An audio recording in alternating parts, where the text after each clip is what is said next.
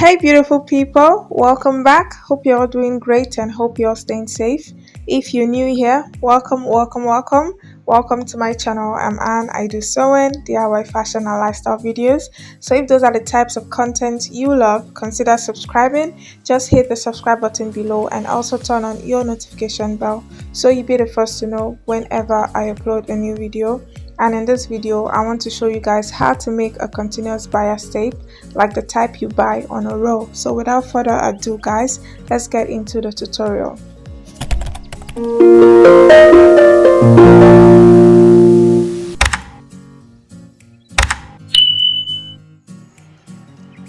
The materials needed for this tutorial are your choice of fabric, your ruler, your scissors, your fabric marking tool, and some pins.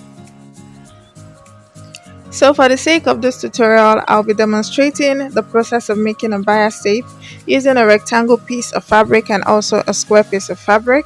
And this video will be divided into two parts.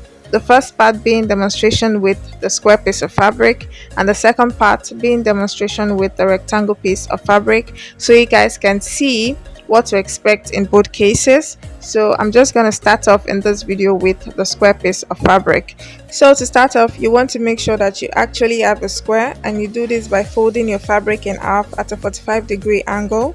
And I'm just going to go ahead to iron mine out so I can have a flat piece to work with.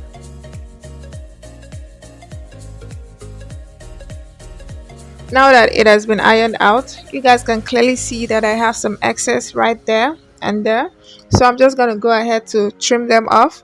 And you guys should be aware that I'm using a very unforgiving fabric. I have this taffeta fabric here. So if you're using a more forgiving fabric like a cotton fabric, you guys might not necessarily go through this process of trimming off excesses. So be aware of that.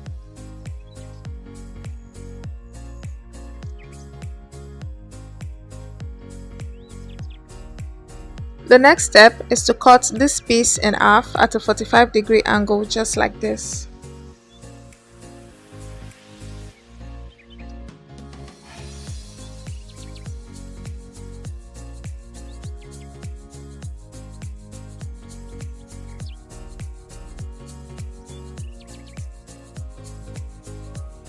Then you open it up so you have a full square and two pieces.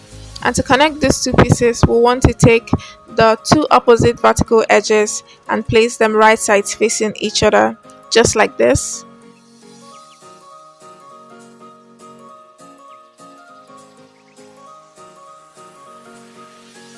I'll show you that again. You place both opposite vertical edges right sides facing each other, and then you go ahead to sew it down. And guys, you want to sew at about a 1/4 inch seam allowance, and also make sure you are sewing down twice, that is making 2 rows of stitches right on top each other, because we'll be cutting strips out of this piece and we do not want our seams to come undone.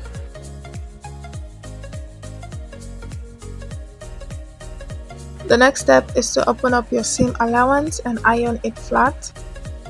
Now you want to decide on the final width of your bias tape.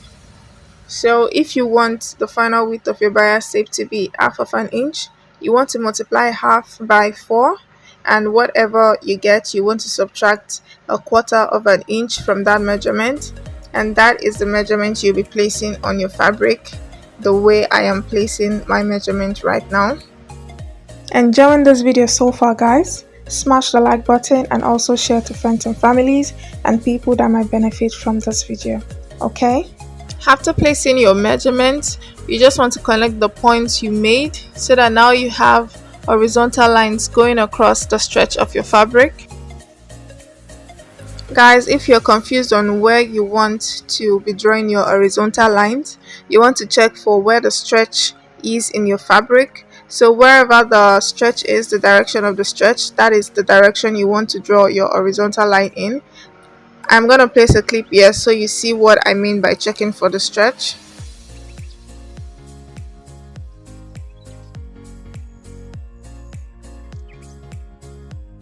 Now that we've drawn our horizontal lines, you may or may not have excess just like I have here.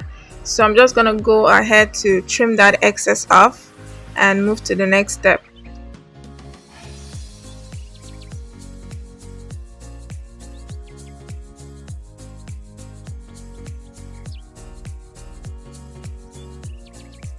The next step is to connect the horizontal lines you drew on the wrong side of your fabric.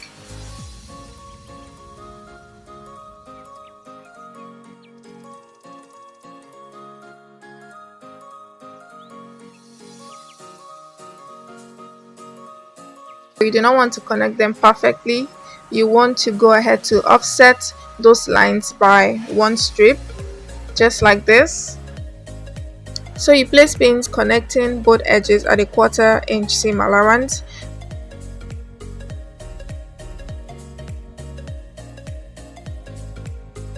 And then you go ahead to sew both edges together, and remember to sew twice.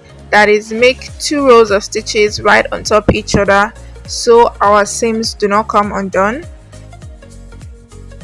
Next, you iron flat your seam allowance and then go ahead to cut right on the horizontal lines we made earlier on, so you have a long strip of fabric. Guys, if you love cool videos like this where I make tutorials on simple sewing techniques, be sure to hit the subscribe button and turn on your notification so you get notified whenever I upload similar videos just like this one.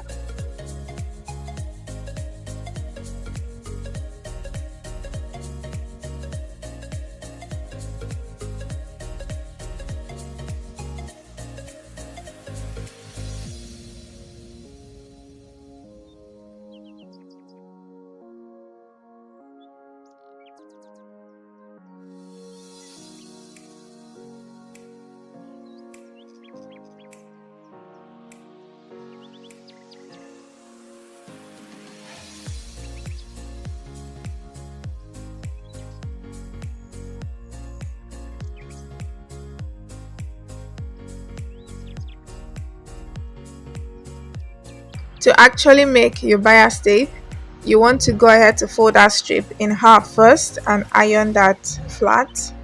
After folding your strip in half and ironing that flat, you would have created a crease in the middle of your strip and divided the strip into 2 equal halves. The next thing you want to do is to fold 1/2 of the strip a 1/4 of an inch away from the crease you created in the middle.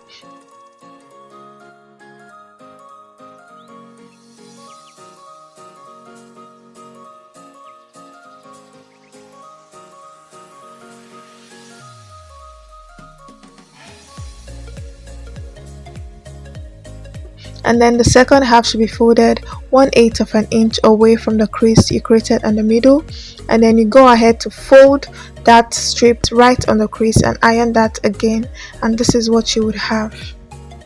1/2 of your bias tape should be exactly the width you intended it to be, and the other half should be slightly larger. Now this helps you while sewing down your bias tape, and I'm going to show you guys how and why in a separate video. Also be sure to stay tuned for the part 2 of this video where I demonstrate how to make a continuous bias tape with a rectangle piece of fabric.